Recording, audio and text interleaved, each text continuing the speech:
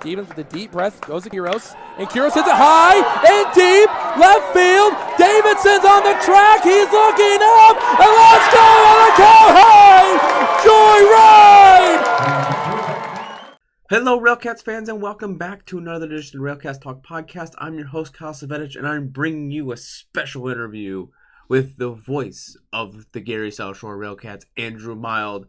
And what a fun interview this was. I know it was kind of a sudden throw on that he was the new voice of the RailCats, as it wasn't really announced to the public until I found it scrolling through. I know he did an interview with Kevin and Rob on This Week in Association before me, so I give props to them for seeing that before I did.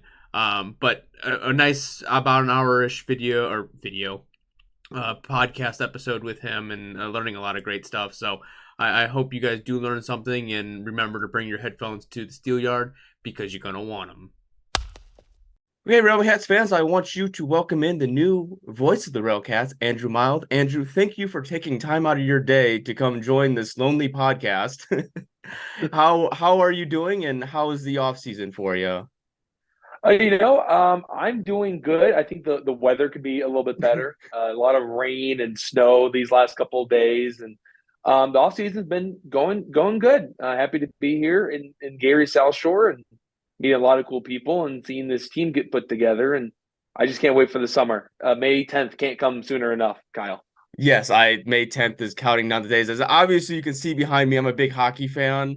Right. So my season's still kind of going with that passion, but the Blackhawks are totally out of the playoffs, so it's not that big of a deal. So I'm chomping at the bit for May 10th to come roll around, and I believe we're playing at Impact Field first. So Yes.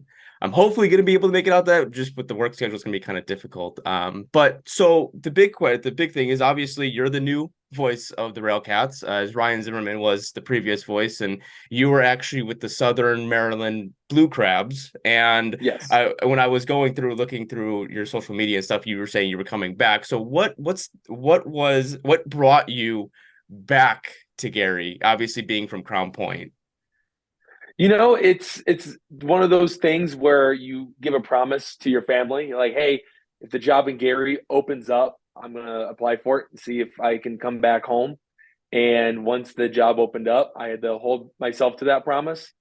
And I applied for it, interviewed for it, ended up getting it. And you can't really beat the 25-minute commute home and seeing the family every day. And I did miss some big things. Like my sister got engaged in December and I wasn't here for it. So yeah, I'm not missing any more of that. I said I'm done missing big events for everyone. And life goes too fast to be living on the other side of the country and not seeing your family and being able to go to them every night and just kind of rant or talk about baseball, because that's what we do in our household. Obviously, baseball is a big passion of yours. So when younger, I'm guessing you played a lot of baseball. Yes. How far did baseball take you? Yeah, I played baseball until my junior year of college was when I was kind of done with it. I transferred to Butler University and graduated after a year and a half. But I made a lot of great friends. Like my best friend that I still hang out with, we went to the Sox game on Saturday.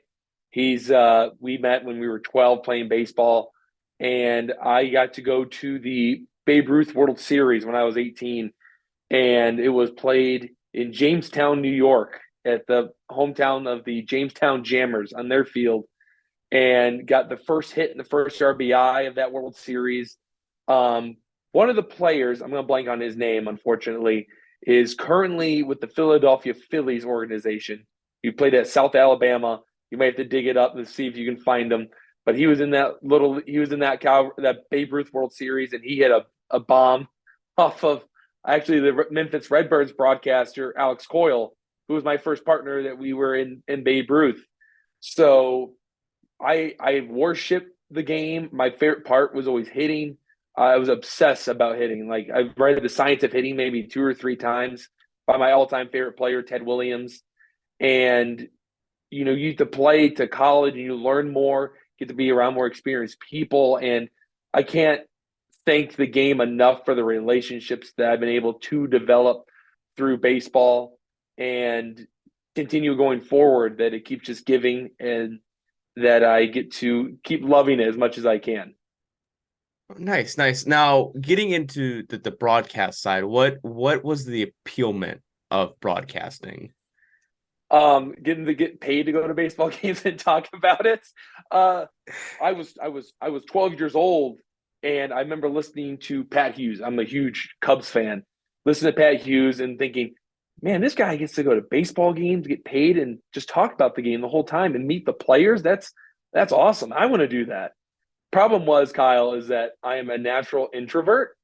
So like it wasn't in the cards until I grew up a little bit. So I even told my grandfather, I said, hey, I'm gonna be a broadcaster. And he was like, yeah, man, go for it. And it wasn't until I was about 16, I was like, let's go for it, man. This is what I want to do.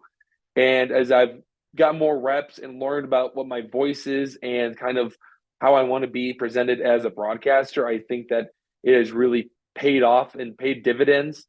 And it is the greatest job in the world meeting these guys and calling games. And I've met some phenomenal people already. And it's his only year two of professional ball. So I can't wait to see what's in the near future. I agree with the introvert part of it. That's sort of how I am to a Oh, certain extent. It's a difficult task. I've been doing this for 3 years, and I've recently just started doing interviews yeah. just because uh, I have a coaching background, so like I know when like going to the games and you have the players and all that, so you're just trying to like keep a little bit of the professionalism, to not trying to harp on people because they're in just like a game set mind. And that's the interesting part about like being with the American Association is I have family passes, so I sit mostly on the first base side, so I get the away teams a lot, but those players just come over and interact with anyone and everyone. It's just that's a whole different aspect of the game that we typically don't get when you go to affiliate ball or professional leagues, because you just don't get that aspect of it. So that's always interesting on that portion of it. But being introverted, that's always a struggle, especially being a face of a team or a voice of a team trying to get interacted with the players and the fans. What are some of those what are some exercises or something that helped you kind of get over that introvert aspect of it? Oh man, I don't know if I actually ever got away from it. I think it was just gaining the confidence that these guys are human beings, and I think as a kid, you always look at baseball players as heroes, like these superstars. Like, hey man, they hit 95-mile-per-hour fastballs, 440 feet. That's incredible. But I'll never forget the first time I actually talked to a player for a lengthy period of time was a catcher that played for Coastal Carolina. His name was Peyton Isaacson. He played for the Windy City Thunderbolts. And me and him talked in the parking lot in Joliet for like an hour after the game.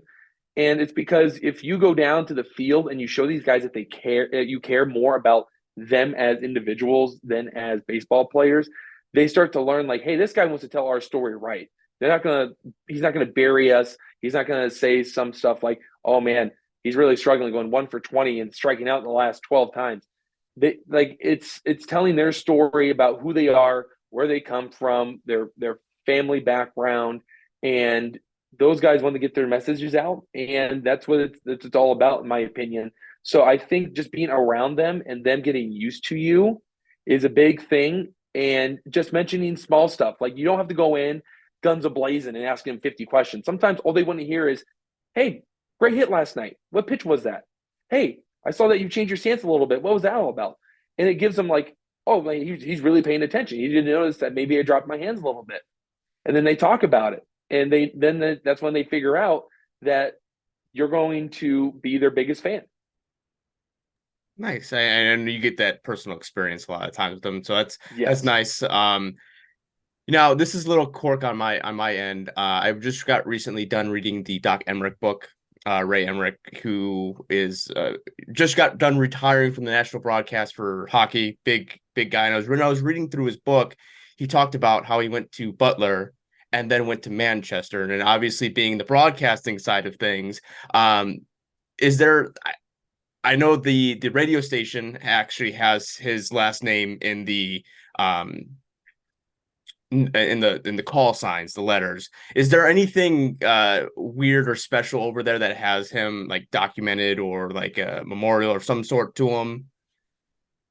To Doc Emmerich at Manchester or Butler. Yeah, mostly probably more Manchester because I think he got most of his experience from Manchester because at the time Butler didn't have a TV side and he really wanted to be in the TV side of things, and he kind of helped with the start of the broadcasting program in Manchester. What's funny is I remember hearing that name a lot when I was at Manchester because that's what they asked me about what I wanted to do, and I said, "Oh, I wanted to be a broadcaster." And they asked me who Doc Emmerich was, and I do enjoy watching the Hawks games. I'm not as big as a hockey fan as I would want to be, but I never ran into anything that was related to Doc. Uh, Manchester moved from more of a TV radio station to streaming more, and that was called Spartan Stream. And that's where I got a lot of my reps when I was there. And then it kind of got put on the back burners during COVID. And that led to me then transferring to Butler and being a part of their broadcasting program, which used to be called Butler Plus.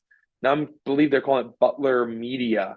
They changed the name recently, but yeah, nothing with Doc, unfortunately. That's why I have my brother-in-law. He's a big hockey fan too, and we were kind of discussing that kind of stuff. It was just a curiosity because he also Yeah. went to Manchester. He played football over there, and he was talking about Okay. the history of that kind of stuff. But going through college, what was those kind of experiences like for you?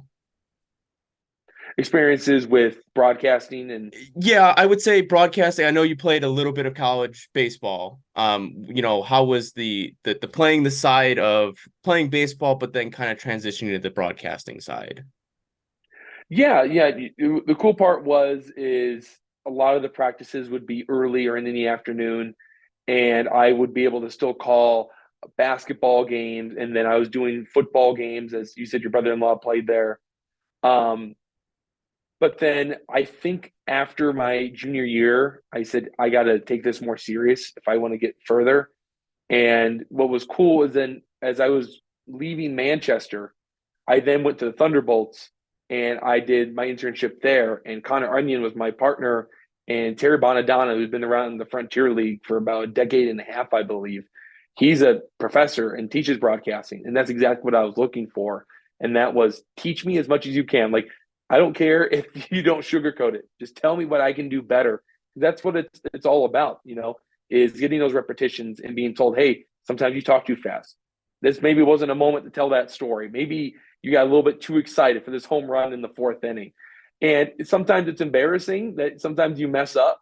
Like I'll never forget Peyton Isaacson hitting the ball deep into right field, and it ran into a white poster board, and I thought it was gone because it disappeared. I was like, oh, the ball's gone. So I'm calling it as a home run. Next thing you know, the right field picks it up and throws it back in. And those are sort of the things that I had to experience to get where I am now. But then I went to Butler, and then I got to do some of their football games. I was primarily doing their baseball games too, because they knew that I had experience, and that was phenomenal to get those repetitions before going then to the Corn Dogs. So then I went to the Corn Dogs here in Crown Point, and I worked with them for a summer, and that was cool because it was low pressure. It was college kids. They were a lot easier to get answers out of, and you weren't getting as many. Like the Corn Dogs have a good following, but it's not as many as you're going to get for a professional team. And I think that allowed me to try out new things, kind of find my personality, and get away from that introvertedness. And then the Blue Crabs was a whole experience with 126 games with no partner. I think I had a partner on there one time, and that was when we were in Charleston in game 125 and 126. So you had to be more creative with how you did things. And that's the part I enjoy about broadcasting is I talked about telling the stories. It's interacting with the fans. I love interacting with the fans. I'll never forget. I had a catcher. His name is Isaiah Quiros. He played in the Rangers organization. He joined us about 2 or 3 weeks after the season started last year in the Atlantic League. And I was running down to our front office to print off box scores so I could take him down to the clubhouse. And his parents stopped me, and they were like, "Hey, we love you. We love listening to you call a game, and we love hearing you do How Far Did It Go, which was a game I played because I could get the number back so quickly.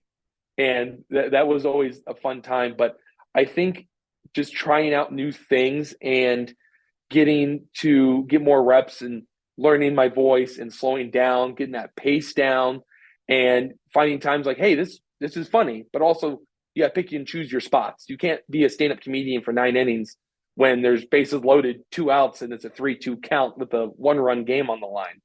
Yeah, it's the one thing, your last name doesn't really justify how you broadcast games. You're anything but mild. I would say that. I was going through just listening to some of your audio, your clips and stuff like that, and the way you describe a call, the way you describe is there's nothing about it that is anything mild, and I absolutely love that. The biggest concern that I think a lot of us RailCats fans had with Brian leaving was we were going to get more of a broadcaster that more green, I should say. And the perfect example is probably Lake Country. They have two greener personalities. I can't think of their names off the top of my head, but they are going to call a game even both ways, no matter what. And when you were doing your interview, or was it the interview with Kevin and Rob, or I think it was the article that was written, what was it, Indiana RBI? I can't think of the Yeah. You said that basically the home broadcast should be a home broadcast, that call should be different than what the away team was going. So that's always, I love that. I hate that we're going away, even in professional sports, we're going away from the home teams broadcasting the same way as they would like the home versus the away, because media and TV and other people are watching games. They want it to be equal amongst everyone else. So what is it that drives you to keep it a home broadcast and the away call separate? Yeah, I think when you grow up as a Cubs fan, there's two names that come to mind, and that's Harry Carey and Ron Santo. Of course, Harry passed away a year before I was born, so I never got to listen to him call a game. But I got to kind of be told who he was and what he was about. But then you're listening to the radio of the Cubs games with Pat Hughes and Ron, and the third baseman drops the ball. You hear Ron Santo go, "Ugh." But that's how it should be, because as a home broadcaster, your job is to be the number one fan. And I want to react the way that a RailCats fan tuning in is going to react. Why am I going to call an LG Castillo home run the same way I'm going to call a home run for the Chicago Dogs? Like, it doesn't make any sense. I understand if it was, I'm working for the American Association, but I'm not. Like, the RailCats pay the bills. And, I'm going to yell Cowhide Joyride for our guys. And if it's a Dogs home run, I'm going to go, and it's gone. Because that's how a fan would react. Like, oh, man, like, I can't believe they hung that change up in that count. Really, it was 1-2, 1 out. It's just disappointing. And, you want to get excited for your guys, but not excited for the other guys. Like, you can still be, hey, that was a great play by him. Good job. But I'm not going to be raising the levels and everyone's going to get excited. But I think that with baseball especially, it's supposed to be your hometown team. That's what they always market as, even back with the old Northern League.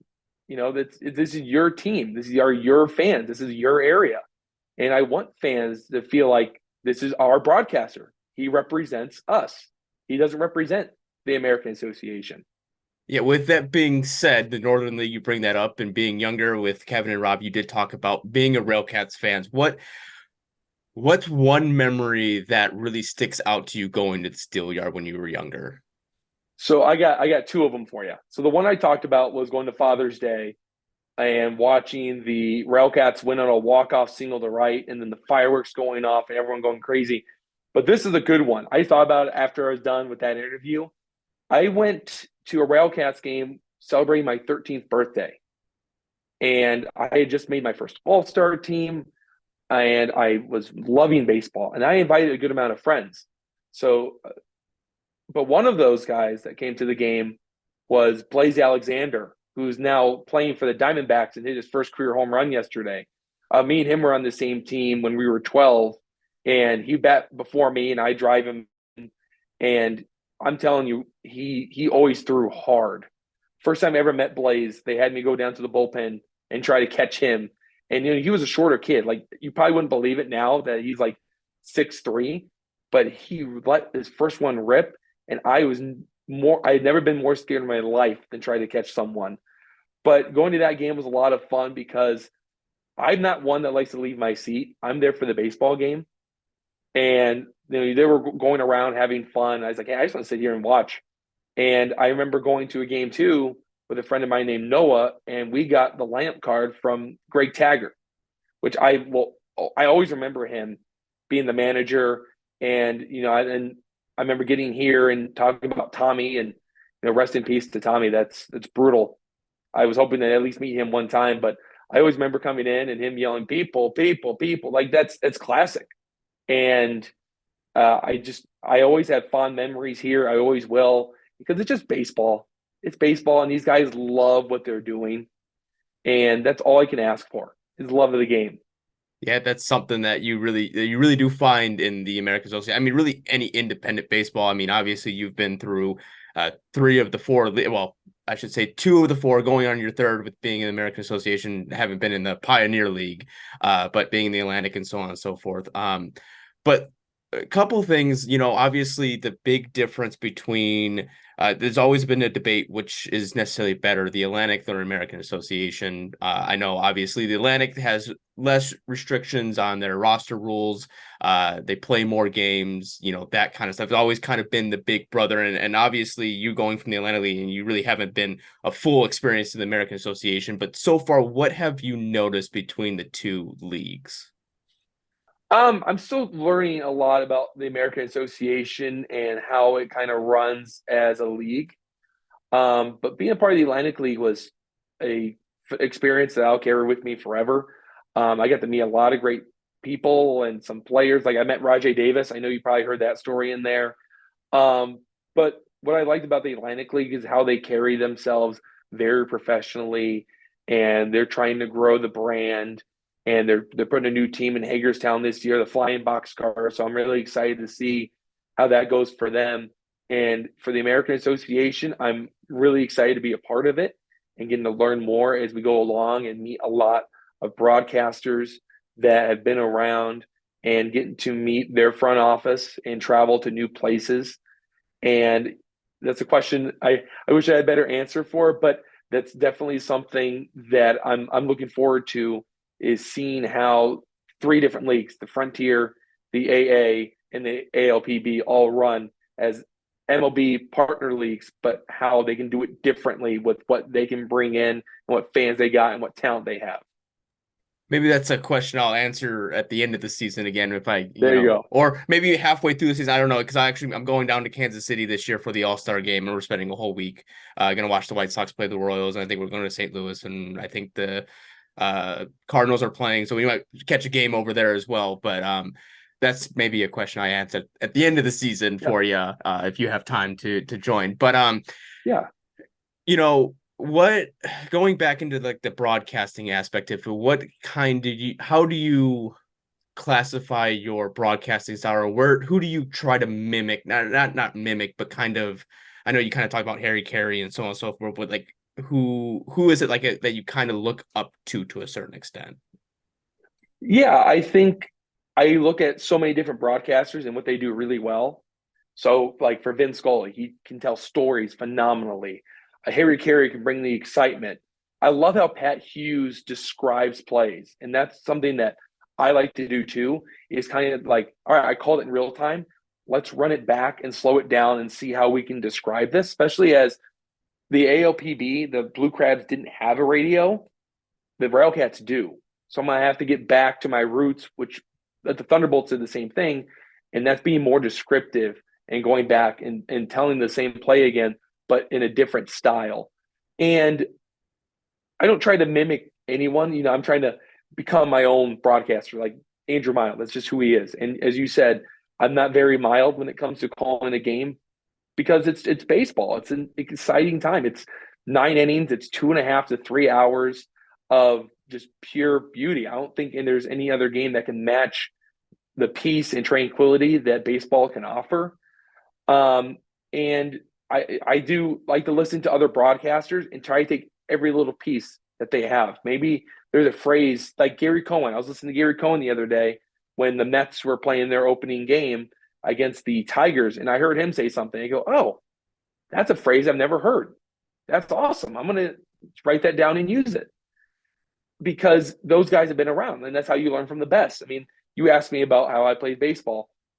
That's something I always did is I would record myself and then go back and watch my swing, but then watch maybe Bryce Harper because he was a lefty. I was a lefty hitter. What does he do that I'm not doing that leads to his success? Maybe he gets the ball a little bit quicker than me. How does he do it? That's how I view being a broadcaster at the same time, is listening to as many games as I can and picking out spots that they said, and maybe like finding out nicknames. I know that's what the Yankees like to do. Like Alex Verdugo hit a big home run yesterday, and he said, Alexander the Great. I said, that's awesome. Like, come up with nicknames. That's how they connect with the fans, and the fans can then call them the same nickname. Going into your let's go on a cowhide ride, where does that come from? Because when we were talking with Kevin and Rob about it, I think some of it kind of got cut out a little bit, so I didn't fully get what the explanation was. So where did that come from? Yeah, so obviously you want to be unique and stand out when you're a broadcaster and working in sports. And my uncle, season ticket holder for the Padres, asked me, he goes, "So what's the home run call?" I said, I don't know. I'm still working on that because it's hard for it to come naturally. And talking to Terry in Windy City, he said, what you could do is boost up your vocabulary and get the baseball dictionary. So I got it, took it to college with me at Butler, and I would just sit on the couch in between classes and read different definitions and highlight them. Well, I get to see, and cowhide joyride pops up. I go, what is this? And it says a home run. So then I start going across the internet trying to see if anyone's actually used it. I think one team in the minors somewhere used it in a press release, and that was it. I said, how has no one ever used this in the home run call? So I started playing with it a little bit.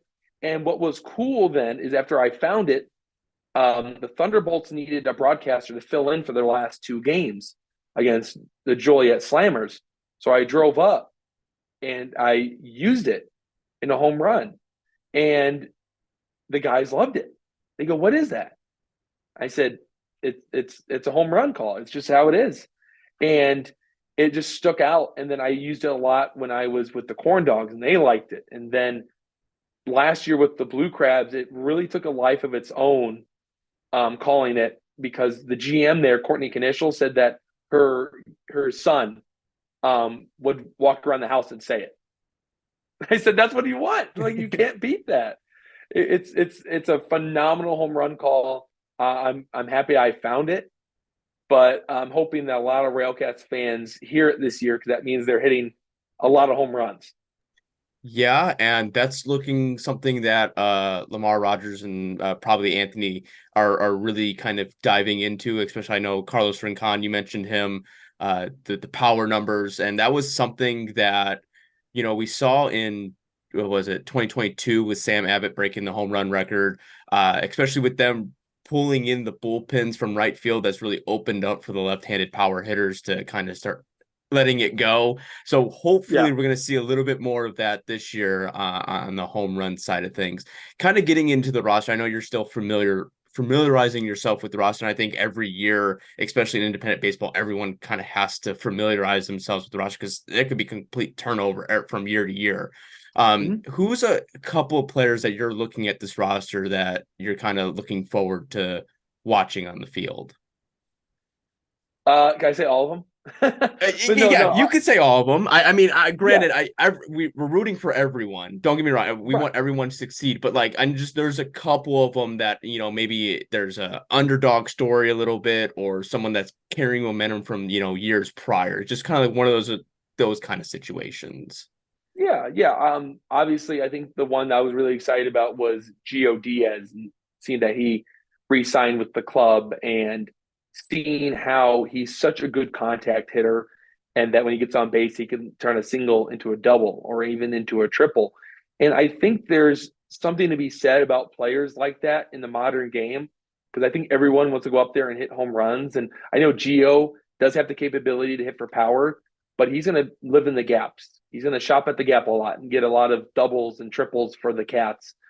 And it's just a beauty to that. It's like watching an artist paint a picture, and I'm really excited to see him, because there was, I didn't know if he was coming back or not. And it came all together, and now Gio's back in the RailCats uniform where he belongs. Another big one I'm really excited about was Franklin Perez. I don't know if you watched the Lamar interview I had with him. He already said, like, hey, there's already guys that are calling me and asking me when he's pitching. And Franklin, he was the number one prospect in the Tigers organization in a time where they had a lot of prospects because they were rebuilding at that time and trading away Justin Verlander. The only problem was is that he dealt with injuries. And I think if he shows up and shows that he's healthy and he still has that velocity and has command of his slider, curveball, and changeup, he's going to dominate for the Cats. And who knows where he's going to go after that. And then Rincon, I'm excited to see him play. And Jesus Mariaga, El Caballo. You look at a guy like that is so big, and he's learning his power and how to get the ball in the air, because I saw he hit career high in home runs last year, but he still has the speed. And then there's sometimes guys sacrifice their speed for power, and that's what Jesus did the first couple of years with the Cats, was get on and swipe some bases. But now that he can put the ball in the air, and as you said, aim for those bullpens, the RailCats are going to be an exciting team, I think, this year. And I think if these guys can come in and live up to the expectations, they're going to have a high-octane offense. And I think that they could make the playoffs for the first time since 2018. Yeah, I know the past couple of years, especially when it was 2021 was when Rogers took over for Taggart. And that was, Mariaga is the only one that's from that era of the last bit of the Taggart era. And, when you saw the roster construction with Taggart, it was more of the small ball. And, we bring in Lamar, who has the plethora of experience with the Houston Astros organizations. And, at first it looked like he was bringing in the power hitters. And then last year, he kept the roster about the same. And then it kind of twiddled between power and running. And so it was one of those situations. So I think with Mariaga being able to breathe more freely in the aspect of, you just got to let it rip and not play the small ball, because really the steel yard plays that small ball aspect, but now it's becoming not so much of a friendly hitter or a pitcher's ballpark. And when you look at the statistics and all the other stuff, it's starting to kind of, just because they brought the bullpen in from right field, just that opens up that ability. I guess where I'm going with this is, for your aspect of being a big baseball guy, when you're looking at the baseball avenue, what is it that you're looking for in players? Is it the speed? Is it the batting average? Is it the power? What are you mostly a fan of in that aspect? Yeah. So a big thing for me is, small ball, it still works to an extent, but I do like the idea of preserving your outs and making it hard for the other team and put pressure on them.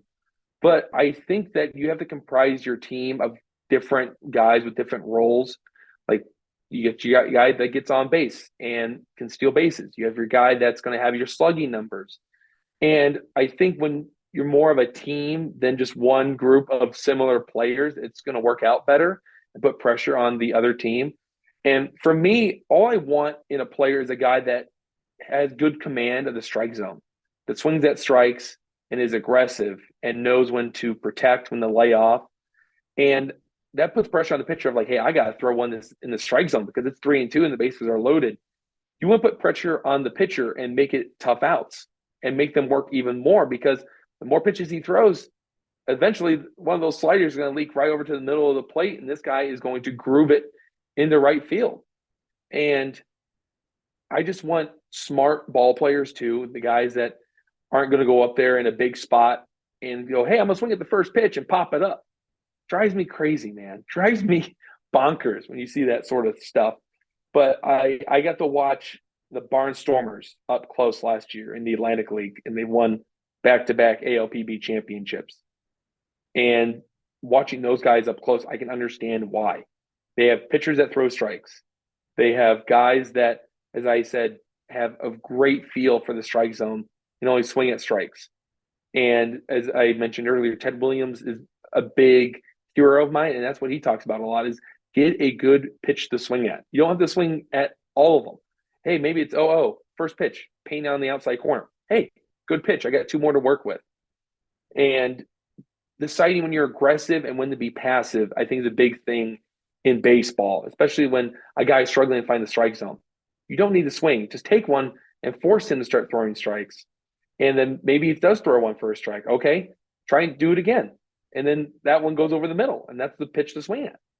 So I think smart ball players and guys that know the situations really well.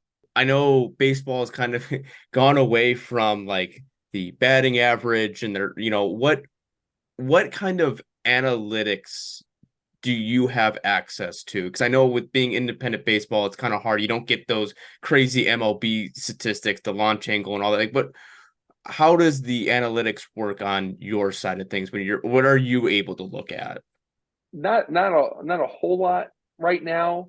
I mean, like for stats wise, I'm not going to be that guy that's going to go on the air and say, hey, this is his WAR. Like WAR, WAR is a big thing. I think that's more for the diehard fan to kind of look at that and listen to the different shows and podcasts that they have on that. But I'm more of an OPS guy and an OBP guy, and I like to look at the strikeouts. How many times are you striking out when you go up there? And then what's your walk rate to go with that? That's really as far as I can go. But like for stats wise, I like to provide stats with context.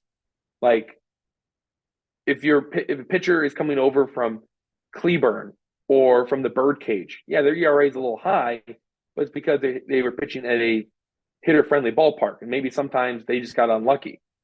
So I think providing context goes a long way. I'm not a big fan of stat dumping, and that's like talking about their stats the whole time.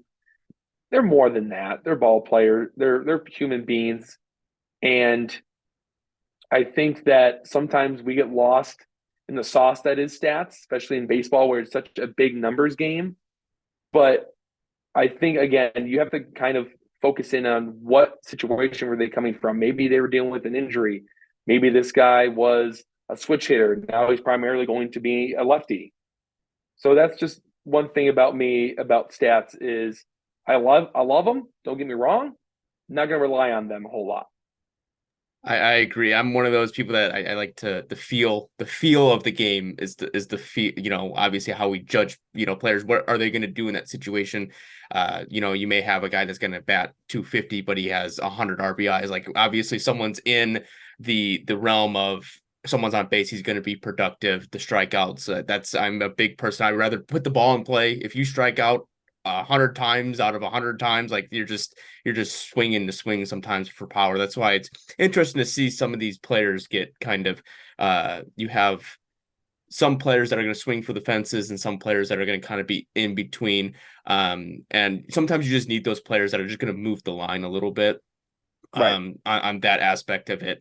Now going back into the broadcasting realm of things. Now you said with the Blue Crabs you were mostly by yourself. Is there?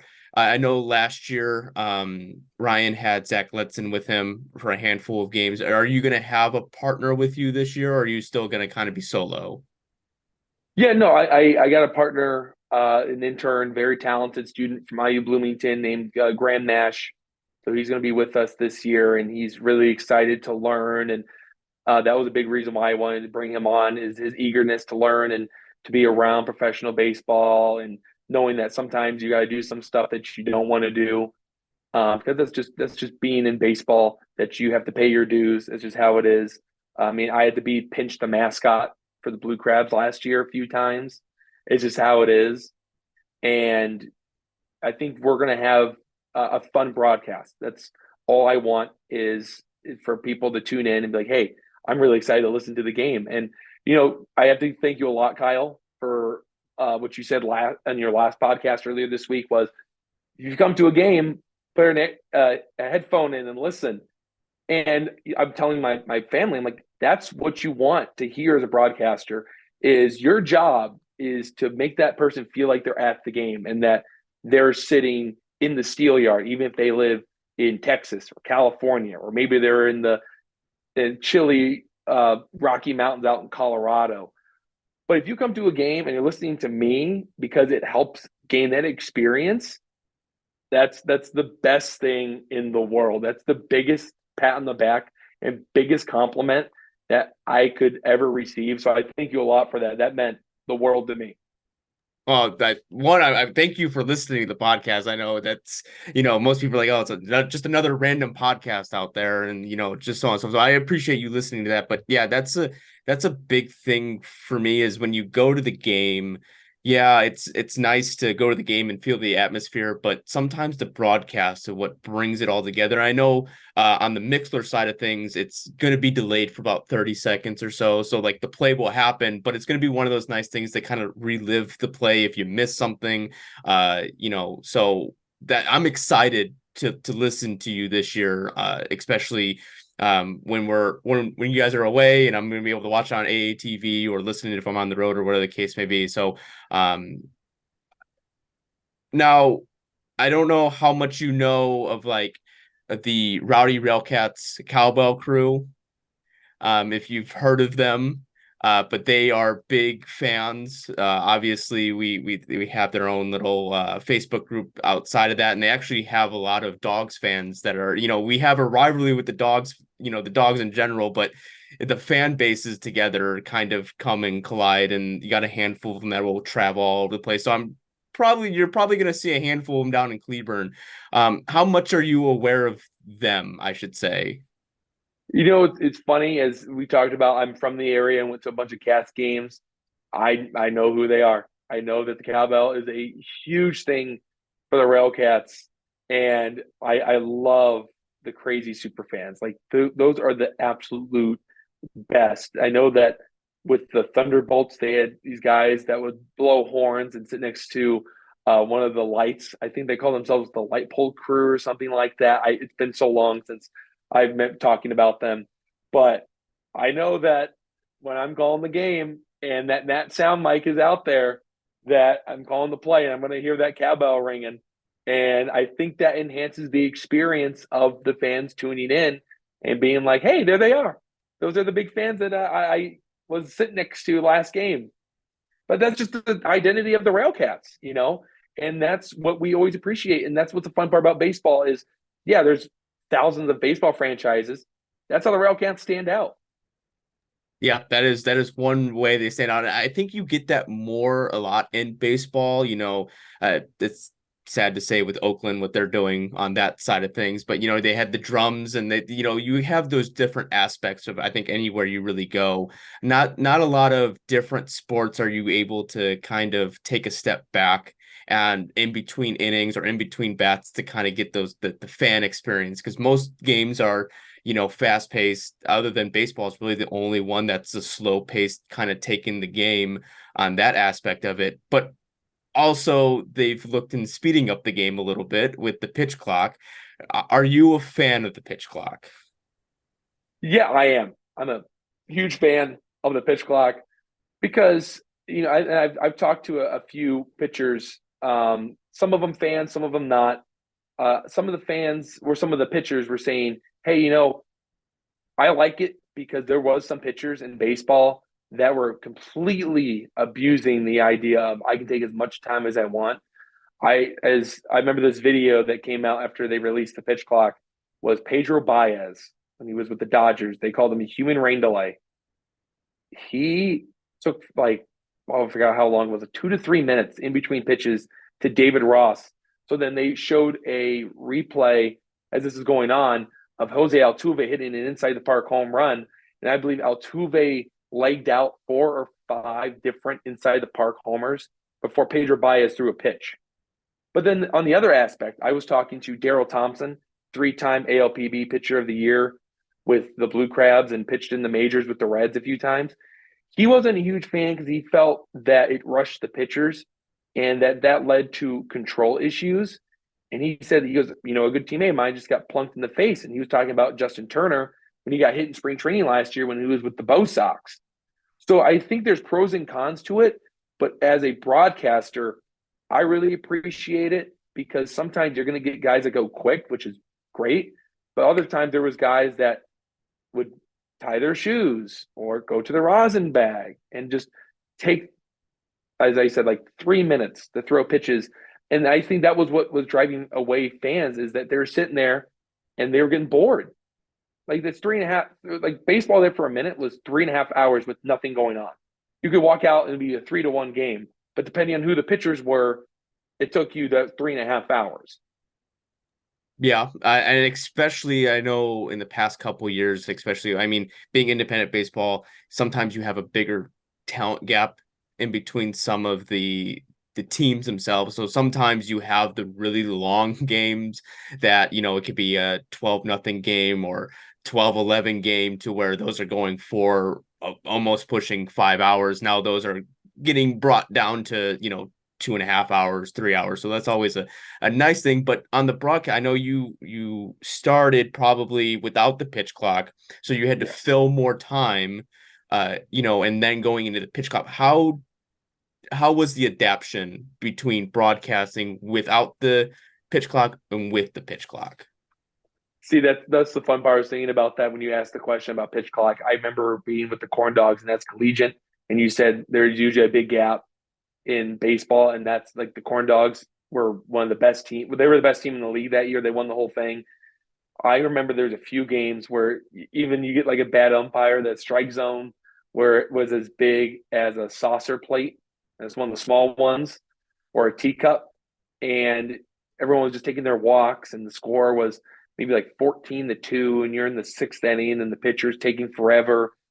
That's what I always appreciated about having a partner, and that's when you were just like, let's see what's in the news, what's going on around the league, what's going on in baseball, or just trying to find something that was funny that day. Like, I remember one time I was calling a game in Chicago, right across the street from the Sox Stadium, and the Corn Dogs are winning by like 16 runs, and they hit a bunch of homers. And it was kind of like at the end of the game where everyone knew it was over. And we had a shortstop. His name was Tyler Schultz, and he had a perm, like long hair, actually goes to salon and gets this thing done. So he told me this on a podcast we did. And I talked to my partner, his name's Noel. I said, Noel, who do you think has the best hair on the team? And that's just a question he didn't see coming, but that's what you would do at a baseball game, is just talk about anything. And I think that's the beauty about baseball, is that you can do that because, as you said, it is, I wouldn't say it's slow, but you do have a lot more dead time than like sports like basketball and football. And then you go to the Blue Crabs with no partner, and there were some ugly ones. I'm not going to lie. There were some bad ones. And that was when I had to get creative. And I look at this day in baseball history, and I think my lucky stars that I'm a baseball historian and I can say random things. Or that's when you talk to the players and then you try to build off of what they had told you. Like, I remember going down to the clubhouse, and Andre Scrub was selling baseball cards. So he was wrapping them up and shipping them off. So then I talked to him about baseball cards. So then I talked about it on the air. And then I talked about how there was a broadcaster named Tim Calderwood with the Boomers right now, that he opens a pack of baseball cards every game. And I got to go on there, and he gave me gum from the 1980s in 2021. And I tell you what, it was so chalky. It was not a great experience, but that was something I would carry with me. I think he has a video somewhere. I'll have to ask him, because I still am in contact with Tim every once in a while. I'll have to dig that up for you, Kyle, and send it over to you, because the reaction is absolutely priceless. Now going on with the that kind of stuff. Last year, I feel like the RailCats were kind of robbed, the fans, I should say, robbed of like extra outside of what you would get during like the season normal broadcast. You just get the broadcast. We didn't have outside of basically what I did is podcast and getting people like players involved. I know they had the Tales of the Bro Ben bullpen where they had like the players would interact with the players and so on. Is there stuff, obviously you did stuff with Lamar Rogers. Is there more in line with that kind of stuff? Are you like, how are you gonna, when the season starts, is it just going to be strictly broadcasting, or are you going to like kind of involve different aspects of the off the field stuff? Yeah. I think that is a big thing, is that we have technology and social media that can connect our fans to players a lot easier than it used to be. And before I was at Butler at Manchester, I was a communications major, which I know some people are probably laughing hearing that because they know what communications is, but it's a good major, and I did learn about how you can connect your fans to the players and make it feel like you have a relationship, and that's what gets our people into the seats, and that's what gets them to be huge fans of the players, and they can relate. So I want to talk to these guys and get to know them. And then I would love to be able to connect fans and players a lot easier than before. There is going to be more interviews coming out. Like I just finished one yesterday with Ty Tiedemann. So expect that to be coming out within the next week. And I know that me and Lamar have talked about maybe talking a little bit more, kind of like to recap what's going on in the off season. And as you said, it would be great to get more content out there to the fans. So I'm open ears to any suggestions if you have any. But yeah, I am certainly going to try and do my best to get these guys' stories out there instead of it just being broadcast, because we have Twitter, Instagram, Facebook, all that good stuff, and it's a lot easier. Yeah, I would say that's probably been one of those things, especially growing up around the region and, not really for my aspect, not really kind of falling into the RailCats just because at the time that wasn't something that I was always brought to doing, going to those games, because it was always, oh, we're gonna go to Chicago to watch the White Sox game, or we're going to Chicago to watch the Cubs game. So like the professional aspect was always around me. So going to independent baseball and kind of upon myself sitting in the fan base and just kind of like looking around and interacting with the fans or just hearing what they're talking about. A lot of times they don't understand what goes on into independent baseball or what goes on with the team. I know there's one example last year with Woodworth was hurt and Gio was in, and the fans didn't know what happened with what was going on with Woodworth, that he was hurt. And the only reason I found out was because a host family member let me know like what the situation was.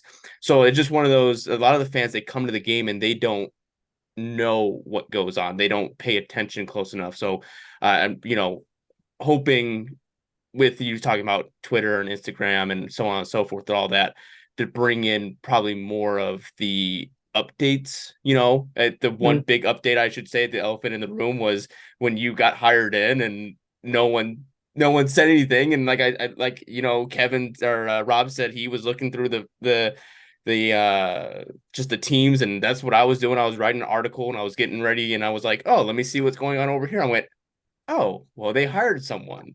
So it's just, those kinds of things that, us fans, we want that information. It's not that, you said that you didn't want to put yourself out on a silver platter, basically, don't want to hype yourself up, but it's just one of those, like, the fans, we feel like we want to know. We want to know what's going on with inside the organization, or not, inside the organization, but like what goes on in a daily updates and that kind of stuff. Like being the voice of the RailCats, that's big for us fans. We want to know who's going to be representing the RailCats, who we're going to be listening to all year long. And so like some of the players, just getting to know the players.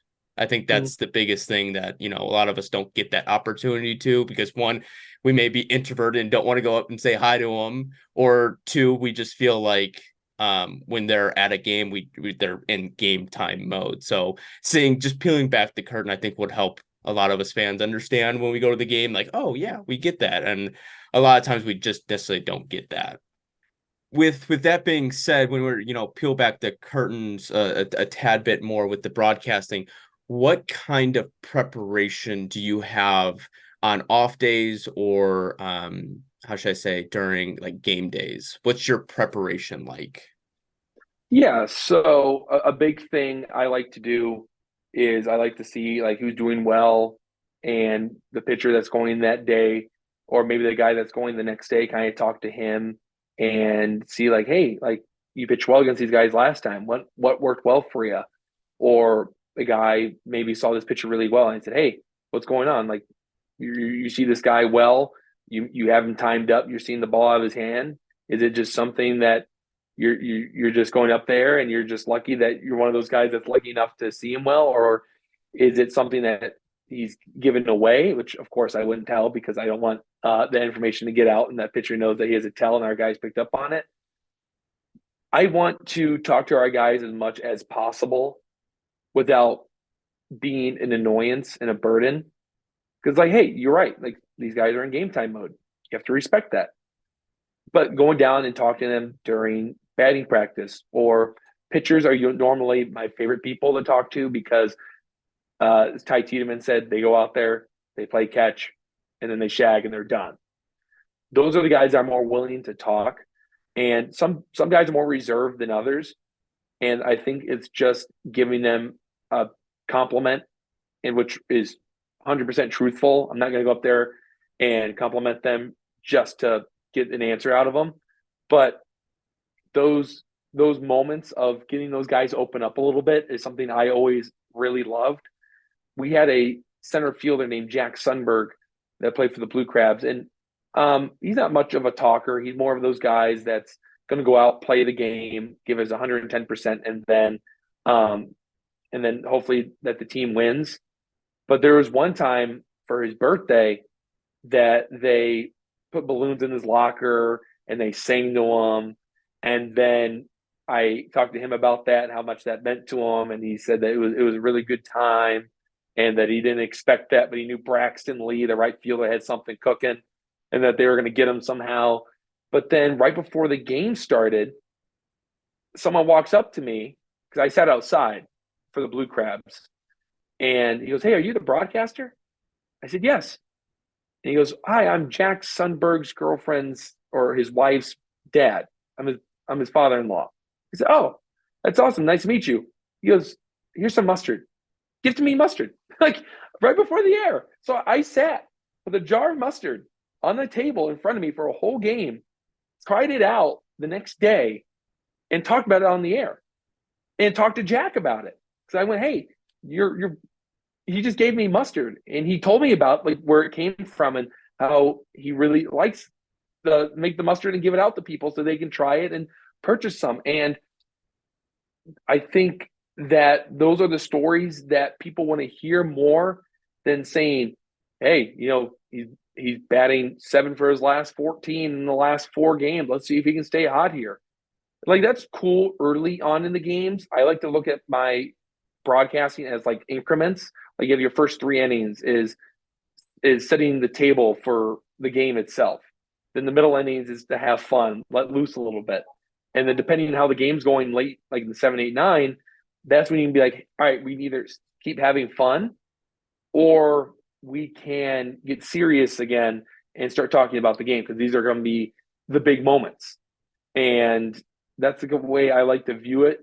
And preparation is, just making sure that we have the stats ready and that we know what we're talking about, the storylines, and hopefully that by the end of it that we can talk about how good the RailCats did and that they can push for the playoffs this year and maybe bring in their first championship since 13.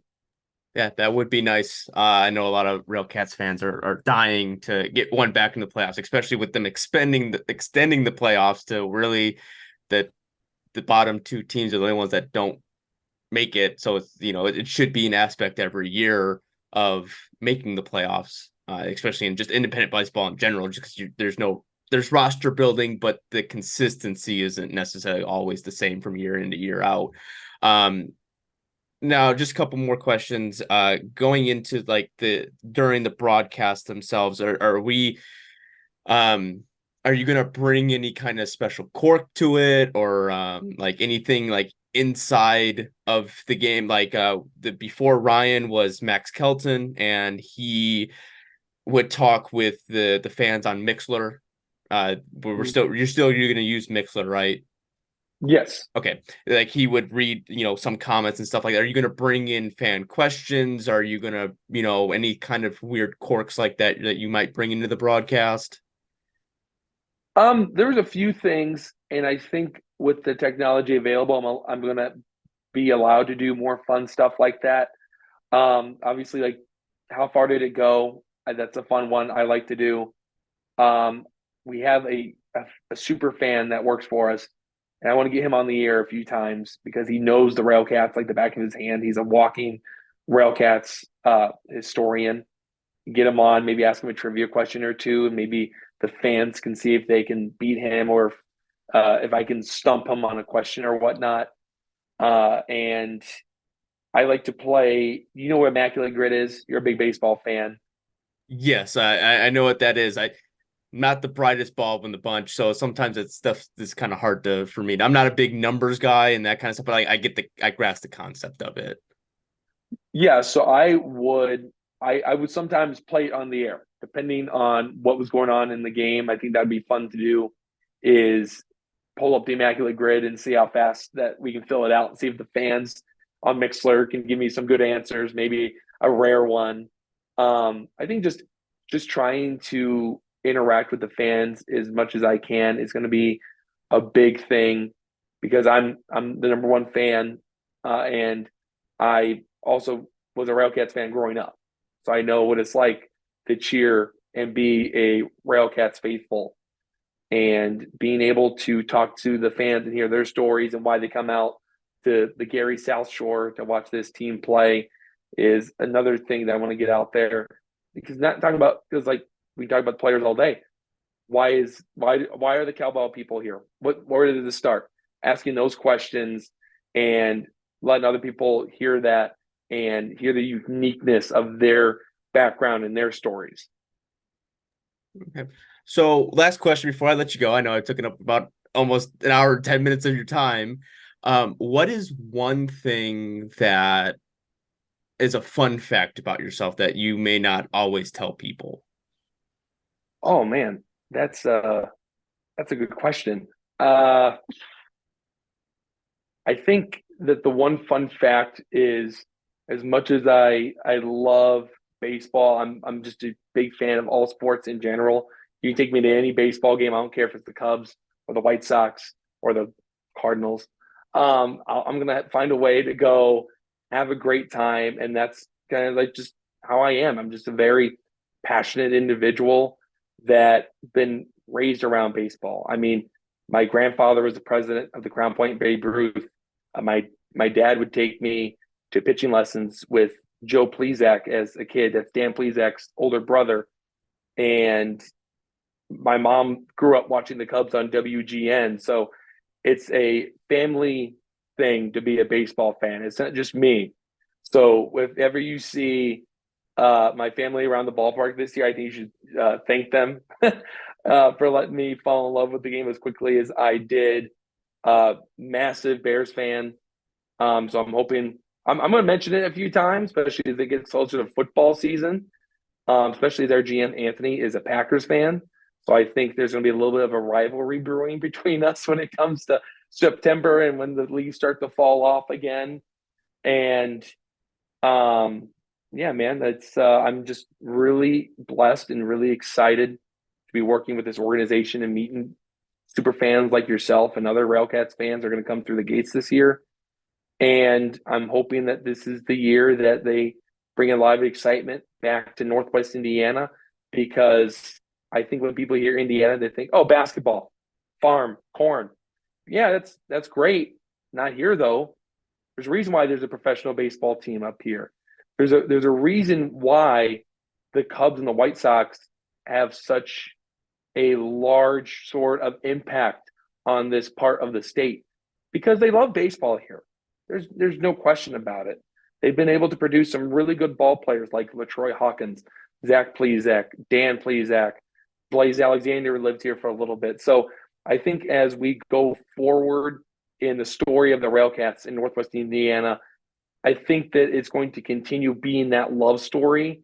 And as the team gets back to what they were, which was perennial winners, you're going to see the U.S. Steel Yard full to the brink again, like it was back in the heyday when I was growing up. Well, I really hope that does happen because nothing's better than going to a full packed ball yard, steel yard, fully packed, and not being a bunch of screaming, running kids around because you the summer, the school day games, that's when that's really packed Yes. in. But I really hope that when September rolls around, we're looking at, hey, get these fans in here because it's playoff time and we have a chance to win the Miles Wolf Cup. So I'm excited for that aspect. I'm really hoping with the roster built that we have now that we're able to do that, and it's going to be an exciting year. So I appreciate you coming on and spending your time with me. I'm probably going to name this anything but mild because, you're just, I'm excited to listen to you. I'm excited to hopefully catch you.